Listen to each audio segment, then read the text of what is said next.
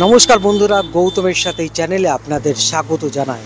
বন্ধুরা, গৌতমের সাথে এই চ্যানেলে আপনারা তো দেখে এসছেন বরাবর ইতিহাস খুঁজতে, কিন্তু আজকে আমরা ইতিহাস খুঁজতে বেরিয়েও কিন্তু কিছু কিছু জরুরি, যেগুলো খুবই দরকার মানুষের, সাধারণ মানুষের, সেই সব জিনিস তুলে ধরবো আজকে আপনাদের কাছে।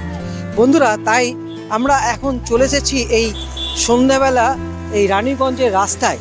এবং এই রাস্তায় আমি কেন নেমেছি, কারণ আমরা রাস্তায় চলাফেরা করছি, যে কোনো সময় মানুষের বিপদ ঘটতে পারে এবং এবং যে কোনো মানুষের হঠাৎ কোনো যদি রক্তের প্রয়োজন হয়। কেন রক্তের কথা বললাম, আজকের এই পর্বটা, আজকের এই গৌতমের সাথে যে ব্লগ, সেটা কিন্তু আজকে আপনাদের এই রানীগঞ্জ শহরের কোথায় রক্ত, কিভাবে রক্ত পাওয়া যাবে, সব কিছুই আপনাদের জানাবো। তো বন্ধুরা, দেখতে থাকুন গৌতমের সাথে। এর মধ্যে চ্যানেল যদি সাবস্ক্রাইব করে না থাকেন, চ্যানেলটি সাবস্ক্রাইব করুন, আর অতি অবশ্যই লাইক, কমেন্ট, শেয়ার করুন, যাতে আমি যে আজকে এই ব্লগে আপনাদের দেখানোর চেষ্টা করছি সেটা সবার কাছে পৌঁছে যায়, সাধারণ মানুষের কাছে। বন্ধুরা, এখন আমরা রয়েছি এই দেখতে পাচ্ছেন এনএসবি রোড, এবং আমরা অনেকেই জানি না যে হঠাৎ করে রাত বিরাতে কারো রক্তের দরকার পড়লে কোথায় যেতে হবে। যারা এত সব পড়ালেখা জানেন না, এরকমও কিছু মানুষ রয়েছেন, তারা কোথায় যাবেন, কিভাবে রক্ত পাওয়া যেতে পারে, তার জন্য কিন্তু সন্ধানে বেরিয়ে পড়েছি। হ্যাঁ বন্ধুরা, এই রানীগঞ্জ শহরে হঠাৎ করে কারোর যদি কোনো রক্তের দরকার পড়ে, সে কিভাবে কোথায় যাবে। এখানে রয়েছেন ব্লাড ব্যাংকের সঙ্গে বহুদিন জড়িত এবং বহু বছর ব্লাড ব্যাংকে রানীগঞ্জে যুক্ত ছিলেন শ্রী বিশ্বজিৎ রয় স্যার আমাদের কাছে। স্যার, তো স্যার একটুখানি যদি আমাদের জানান যে রানীগঞ্জে রাত বিরেতে যদি কারো কোনো রক্তের দরকার পড়ে, সে কোথায় প্রথমে গিয়ে ছুটবে, কোথায় যাবে? দেখুন, অ্যাকচুয়াল কি হয়েছে, রানীগঞ্জে একটা ব্লাড ব্যাংক ছিল, লাইফ লাইন ব্লাড ব্যাংক, যেটা 1999 সাল থেকে শুরু হয়েছিল। শুরু হওয়ার পর সেই ব্লাড ব্যাংকটা 2023-এ এই সেপ্টেম্বর থেকে মোটামুটি টোটালি কাজ বন্ধ হয়ে গিয়েছে। তো যতদিন এই ব্লাড ব্যাংকটা ছিল, আমিও ব্লাড ব্যাংকের সঙ্গে যুক্ত ছিলাম। এবার কাজ বন্ধ হওয়ার জন্য সে সময় আমরা রাত বিরেতে সবসময় মানুষের অনেক রকমভাবে তাদেরকে সেবা করেছি। এই মুহূর্তে রানীগঞ্জে এখন দ্বিতীয় যেটা একটা ব্লাড ব্যাংক হয়েছে, সেটা হচ্ছে আনন্দলোক হসপিটাল। আনন্দলোক হসপিটাল এটা এখন তার ব্লাড ব্যাংক বলে না, এখন বলা হয় ব্লাড সেন্টার। রানীগঞ্জে এই মুহূর্তে একটাই ব্লাড সেন্টার আছে, যেটা হচ্ছে আনন্দলোক হসপিটাল। তো আনন্দলোক হসপিটালে যে ব্লাড সেন্টার আছে, ওদের ওখানে 24 ঘন্টা এদের অ্যাকচুয়াল কী হয়, ওরা আমার যতদূর সময় মনে হয় বিরাট কিছু ওরা ব্লাড ডোনেশন ক্যাম্প করাতে পারে না। সেই জন্য ওদের ওখানে যখনই কোনো ব্লাড যদি দরকার পড়ে, রাত বিরেতে ডোনার নিয়ে গেলে ওরা ব্লাডটা টেনে দেয়। তো এখানে এই মুহূর্তে রানীগঞ্জে যে ব্যাপারটা হয়েছে, কারোর কোনো অ্যাক্সিডেন্ট বা কোনো কিছু হলে ডোনার যদি না পাওয়া যায়, আমাদের তখন রাত্রিবেলাতে আমাদের আসানসোল এসডিএম হসপিটাল, আসানসোল যেটা জেলা হসপিটালে যেতে হবে। সেই সময়টাও যদি না পাওয়া যায়, ইমিডিয়েটলি হসপিটালে অ্যাডমিট হয়েছে রানীগঞ্জে কোনো এক হসপিটালে, হঠাৎ করে এই মুহূর্তে রক্তের দরকার, তাহলে সেই মুহূর্তে কি রক্ত পাওয়া যাবে না? হঠাৎ কাউরি দরকার পড়লে তখন কোনো ব্লাড এই মুহূর্তে, এখন তো প্রখর গরম, এই গরমে কোনো ব্লাড ব্যাংকই ব্লাড নাই। যখনই দরকার পড়বে তখন কিন্তু নিজস্ব ডোনারই তাকে নিয়ে যেতে হবে, অ্যাভেলেবেল, মানে তাকে একটা নিজস্ব ডোনার নিয়ে যেতে হবে। ডোনার ছাড়া ব্লাড দেওয়া কোনো ব্লাড ব্যাংকের পক্ষে এই মুহূর্তে গ্রীষ্মকালে দেওয়া সম্ভব নয়। তা ব্লাড ডোনার অ্যাকচুয়াল কী হয়, ব্লাড ডোনেশন যে কোনো ব্লাড ব্যাংক করতে হলে এখন এখানে আমাদের যেমন এখান থেকে যেটা স্বাস্থ্য ভবন থেকে ওরা বারবার ব্লাড ডোনেশন ক্যাম্প করার জন্য গভর্নমেন্ট প্রাইভেট সমস্ত হসপিটালকে ওরা জোর দিচ্ছে যে আমরা ব্লাড ডোনেশন করে ব্লাডটাকে স্টক করুন। তো ওদের মনে হয় না ব্লাড স্টকে কিছু থাকে। তো এখানে ব্লাড ডোনেশন ক্যাম্পটা প্রচুর পরিমাণে করাতে হবে, যে প্রাইভেট হোক বা গভর্নমেন্ট। আমাদের রানীগঞ্জে যেহেতু কোনো গভর্নমেন্টের ব্লাড ব্যাংক নাই, তাহলে আমাদের টোটালি এখন এই মুহূর্তে আমরা এই আনন্দলোকের যে ব্লাড সেন্টার আছে তারপর আমাদের টোটালি ডিপেন্ডেন্ট। তো যখনই রাত বিরেতে দরকার পড়বে, এই মুহূর্তে যেহেতু গ্রীষ্মকাল এমনি ব্লাড ওদের থাকে না, আর যেহেতু এটা গ্রীষ্মকাল, এখন ব্লাডের খুবই অভাব। তো ডোনারকে যত অ্যাক্সিডেন্ট হোক বা যে কোনো থ্যালাসেমিয়া পেশেন্ট হোক বা যে কোনো ক্ষেত্রে ওকে ইমিডিয়েট ওকে কিন্তু নিজস্ব ডোনার জোগাড় করে নিয়ে যেতে হবে। তাহলে বন্ধুরা শুনলেন যে রানীগঞ্জ এখন কি অবস্থায় রয়েছে, রক্তের ক্রাইসিস রীতিমতো কিন্তু রানিগঞ্জ শহরে বাড়ছে। এবং যদিও বা একটা ছিল লাইফ লাইন, সেটিও কিন্তু প্রায় 1 বছর হলো বন্ধ হয়ে আছে। এবং সেক্ষেত্রে এখন ডোনার নিয়ে গিয়ে কিন্তু যদি ডোনার না পাওয়া যায় তখন কী হয়? বন্ধুরা, রানিগঞ্জে কি আর নতুন কোনো ব্লাড ব্যাংক কিংবা ব্লাড সেন্টার হবে কি? এই ব্যাপারে বহুদিন তো উনি কাজ করেছেন, যদি একটুখানি বলেন। এই মুহূর্তে রানিগঞ্জে বিএন আগারওয়াল হসপিটালের ভেতরে একটা এনজিও একটা নতুন ব্লাড ব্যাংক ওরা খোলার জন্য চেষ্টা করে যাচ্ছে। তো মোটামুটি ওর ম্যাক্সিমাম ওরা এগিয়ে গিয়েছে। তো যত খুব শীঘ্রই ব্লাড ব্যাংকটা খুলবে, যেটা রানিগঞ্জ ব্লাড সেন্টার নাম দিয়ে ওটা খোলা আছে। ওদের ব্লাড ব্যাংকটা যেহেতু খুললে আমার মনে হয় এখান থেকে রানিগঞ্জের লোকেদের ক্রাইসিস কিছুটা অভাব হবে।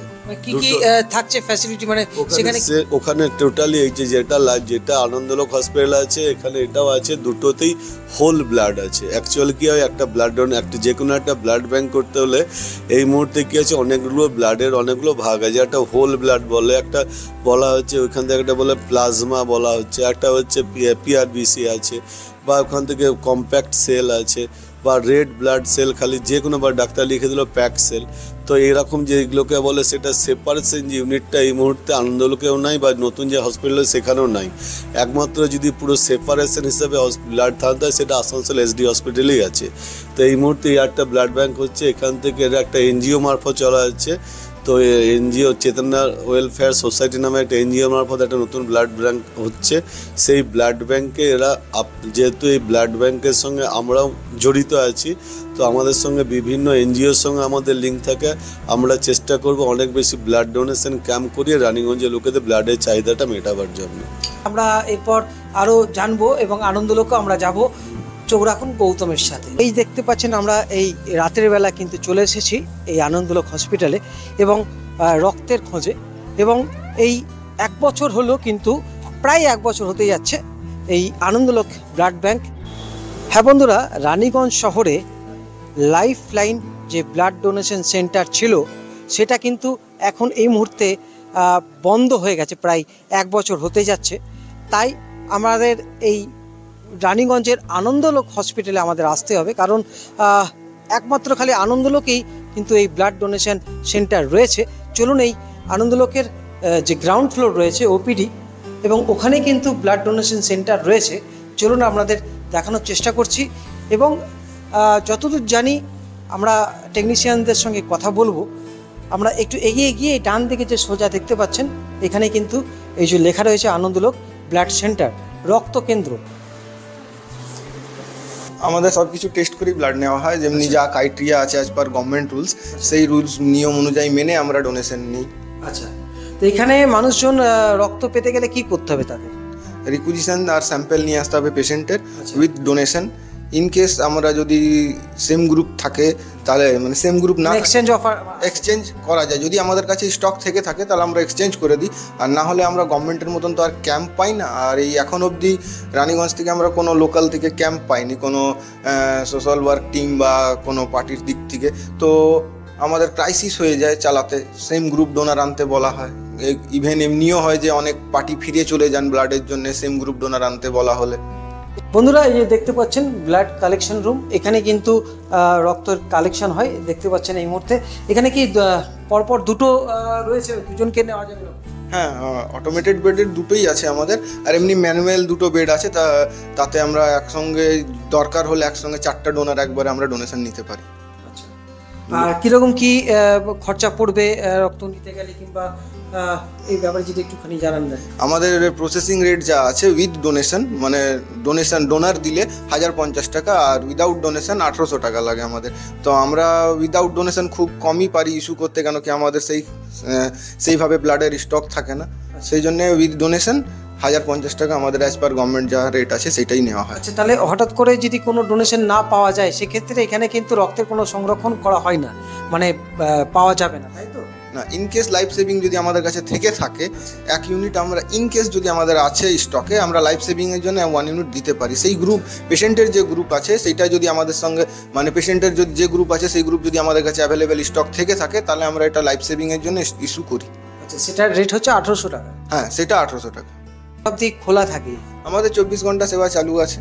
আচ্ছা, যখনই আসবেন আমরা সেবা দিতে আছি, আমরা এখানেও থাকি। যদি ইনকেস মনে হয় যে বন্ধ থাকে না, যদিও আমরা রুমে গেলাম ডিনার করতে বা লাঞ্চ আবার তো খোলাই থাকে, নাইটের ক্ষেত্রে ডিনার করতে গেলে আমরা হয়তো কিছুক্ষণ বন্ধ থাকি।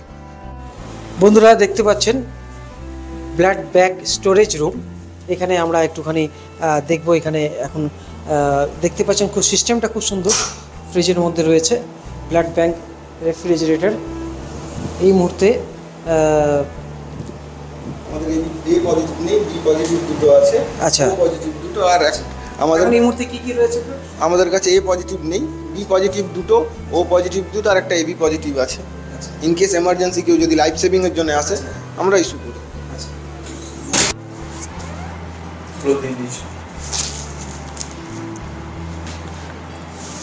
বন্ধুরা আপনারা দেখছেন এইভাবে কিন্তু ব্লাড কালেকশন হয়ে থাকে। প্রথমে তার প্রেশার ভালো করে চেক করে নেওয়া হয়। অ্যাটলিস্ট যারা ডোনার আছে, যারা ডোনেট করতে চান, নর্মালি ব্রেকফাস্ট করে আসলেই হবে, এত হেভি মিল চলবে না, রাইস ইনটেক হলে হবে না। অ্যাটলিস্ট যদি রাইস ইনটেক করে থাকে তাহলে সেই ক্ষেত্রে 2 ঘন্টা পরে আমরা ডোনেশন নিই, কেন কি লাইপেমিক হয়ে যায় ব্লাডটা, পেশেন্টকে চালিয়ে লাভ হয় না, সেই পরিমাণে হেমোগ্লোবিন বাড়বে না।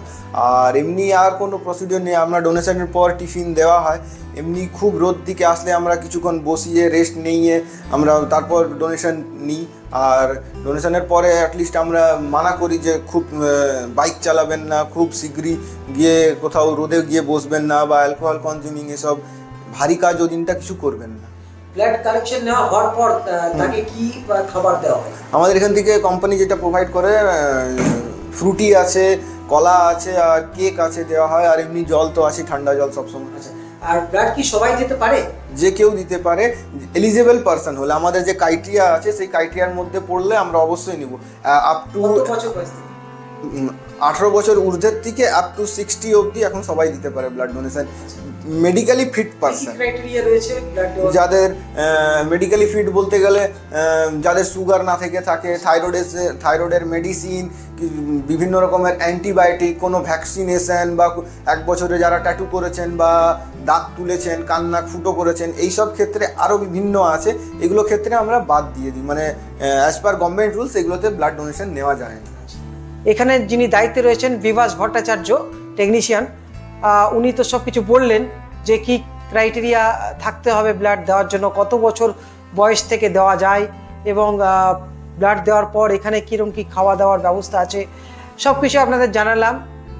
এইভাবেই দেখতে থাকুন গৌতমের সাথে, সব কিছু বিষয় নিয়ে পৌঁছে যাব আপনাদের কাছে, সুবিধা অসুবিধা নিয়ে আপনাদের কাছে পৌঁছে যাব গৌতমের সাথে। আজকের মতো ব্লগ এখানে শেষ করছি। আশীর্বাদ করুন যাতে এইভাবে এগিয়ে যেতে পারি। ধন্যবাদ, শুভরাত্রি।